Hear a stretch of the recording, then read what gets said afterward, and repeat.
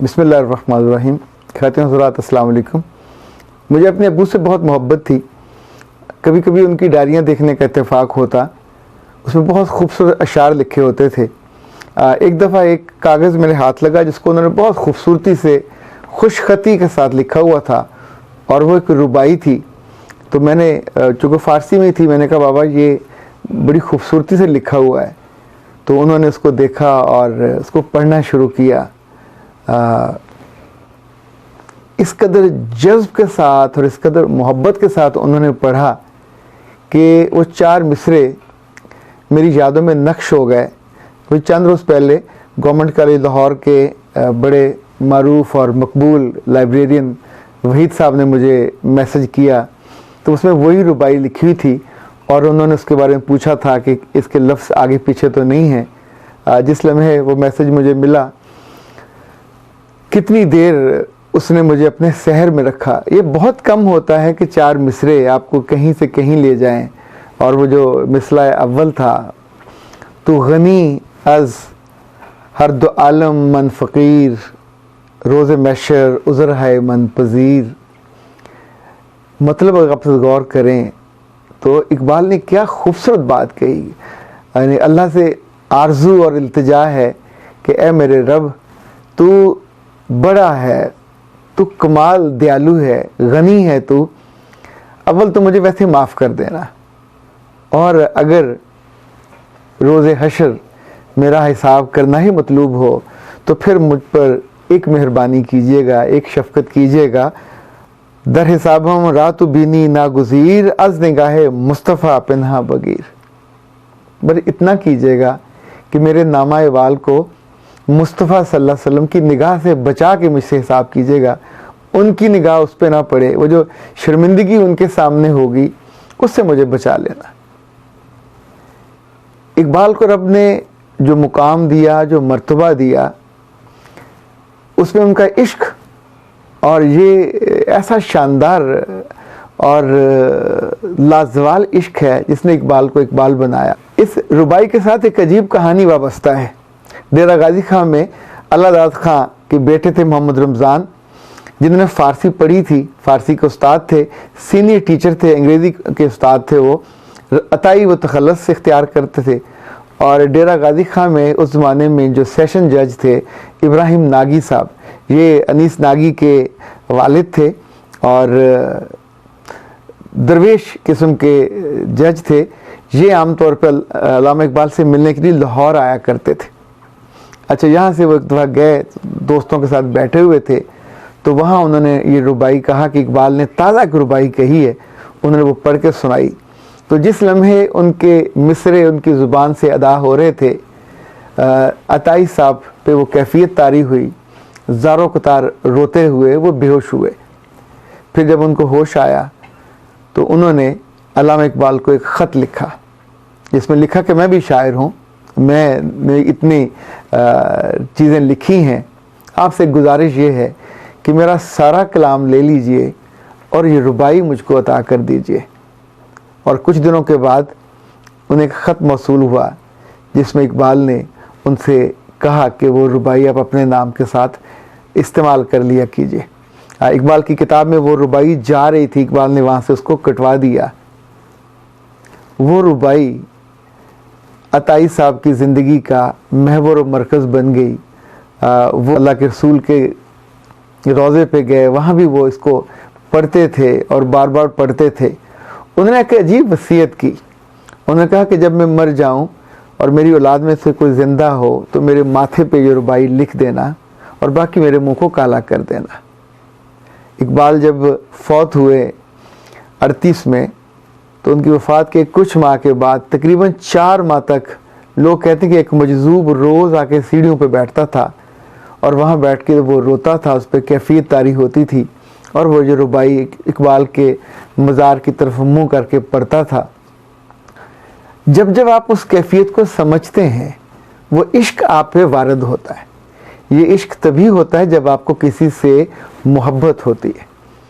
अल्लाह के रसूल सल्लल्लाहु अलैहि वसल्लम के अहद में जो लोग खुशबख्त लोग थे, मोहब्बत का ये आलम होता था कि कोई ऊंची आवाज़ से बात नहीं करता था, और वो सबका ये ईमान होता था कि जिसने उनकी आवाज़ से ऊंची में बात की उसके सारे अमाल ज़ाया हो गए।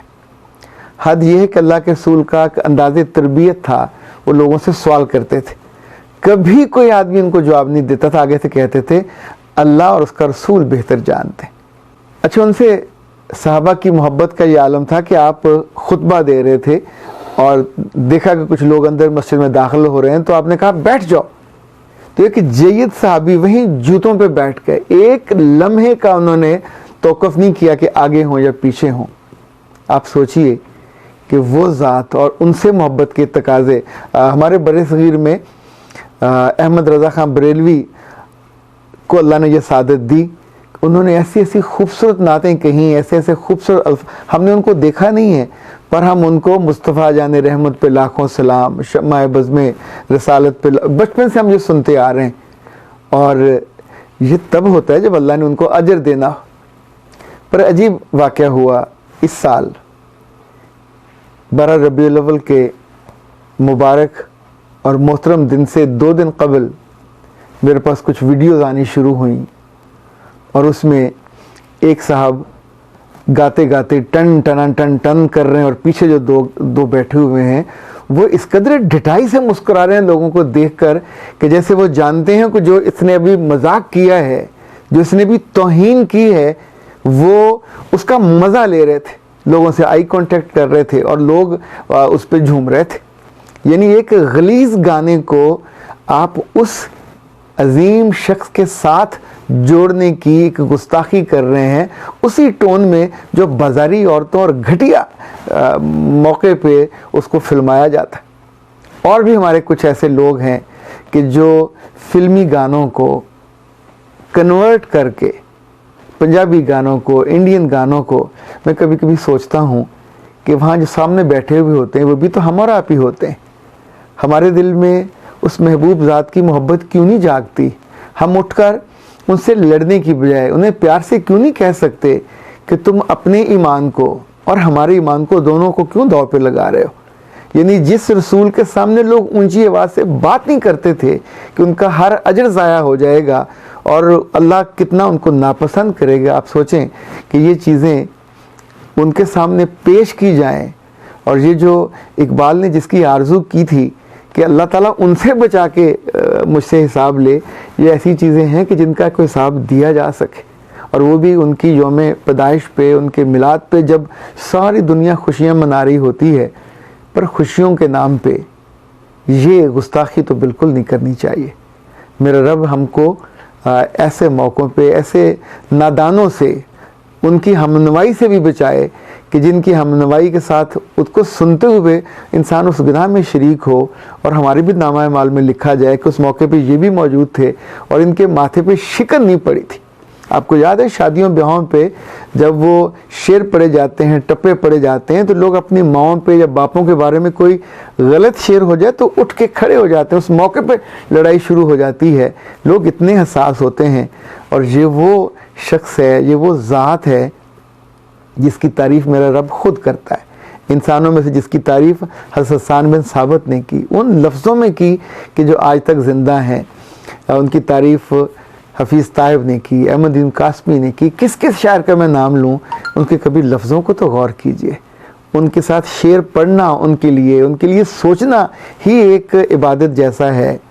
पर जिस पे बीती है वो आंसुओं से रोता है, उसका जिस्म पिघलता है और अपने रब से वो आरज़ू करता है कि जिससे मैंने मोहब्बत की है उसके सामने मेरे नामा माल की कमज़ोरी को खोल ना देना। और हम ये दिन दिहाड़े इतने लोगों की मौजूदगी में ये जो हरकत करते हैं और कोई हमको रोकने वाला भी नहीं है, और ये हम मोहब्बत के नाम पे करते हैं। आई डोंट नो ये अकीदत है, जहालत है, इसे हम क्या नाम दूँ। लेकिन अगर अब भी हम नहीं रोकेंगे तो आने वाले वर्षों में हमारे बच्चे वो कभी उस कैफियत को जान भी नहीं पाएंगे। वो अल्लाह के रसूल की मोहब्बत को गानों से और उस मौक़ों पे रक़्स से और उन मौक़ों पे पहाड़ियों से पहचानेंगे जो ना तो अल्लाह को पसंद होगा और ना उसके रसूल को पसंद होगा। हमें अपने नामा माल को भी खाली होने से बचाना है और अपने बच्चों की मोहब्बतों के उन ज़ख़ीरों को भी इस मोहब्बत से भरना है, उस मोहब्बत से जो मेरे रब को पसंद है, जो उसके रसूल को पसंद है। खातिन हज़रात, मौलाना इब्राहिम नागी आखिरी उम्र में अताई को रोते देख के कहा करते थे कि कानकनी मैंने की, इकबाल से ताल्लुकात की कानकनी मैंने की और उसका हीरा ये ले उड़ा। अगर मुझे इल्म होता कि ये आदमी इतने बड़े दिल वाला है, इतना नवाजने वाला है, तो मैं अपनी सारी जायदाद दे के ये 4 मिसरे उनसे ले लेता और मरते हुए अपने माथे पे लिखवाता।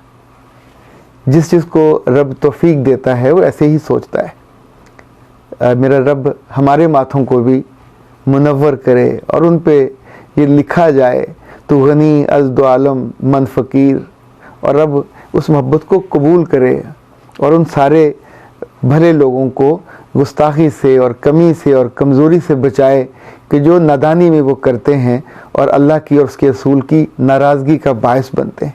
अल्लाह आपको सलामत रखे और सलामती के सफ़र को अगली नस्लों तक पहुँचाने का हम सबको बायस बने।